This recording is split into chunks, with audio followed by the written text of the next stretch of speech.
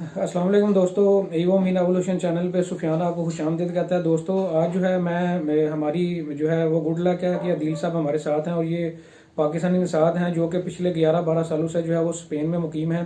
तो कुछ इंटरव्यू मैंने सोचा कि इनसे जो है वो करते हैं, कुछ क्वेश्चन हम करेंगे जिनको जो है मैं मुख्तलिफ वीडियो के पार्ट्स में जो है वो आपसे जो है वो यूट्यूब पे शेयर करूँगा। इनमें से हम कुछ क्वेश्चंस करेंगे उन लोगों के लिए जो स्पेन नए गए हैं या जाने का इरादा कर रहे हैं। तो इनसे जो है वो डिफरेंट जो है हम बातें पूछेंगे, तो मैं आपको जो है वो पूरी उनकी डिटेल जो है वो आपको बताऊंगा। इनके काफ़ी सारे फैमिली मेम्बर्स और भी जो है वो पिछले 25-20-22 सालों से जो है वहाँ पे मुकीम हैं।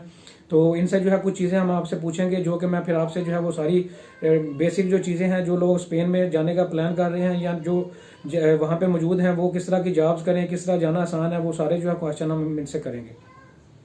सबसे पहले तो हम इनसे ये पूछेंगे तो कि अगर स्पेन को बंदा जाना चाहता है तो कौन सा इजीएस्ट वे है, जो कौन सा है कि जो है बंदा लीगल तरीके से जो है वहाँ पे जा सके। तो इनसे जो है वो थोड़ी सी गाइडलाइन लेते हैं। जी अदील साहब।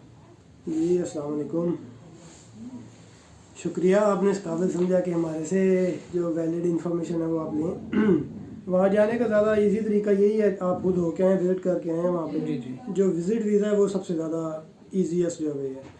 उसके अलावा स्टूडेंट वीज़ा को इतने ज़्यादा हमने नहीं देखे वहाँ पे, लेकिन अब यंगस्टर्स जो हैं वो आईटी की डिग्रीज में जो और मेडिकल में वहाँ पे आ रहे हैं। बहुत ज़्यादा पर्सनल जो है मेरा किसी का कोई ऐसा तो नहीं है कि जो आया हो, लेकिन सुनने में काफ़ी आए हैं।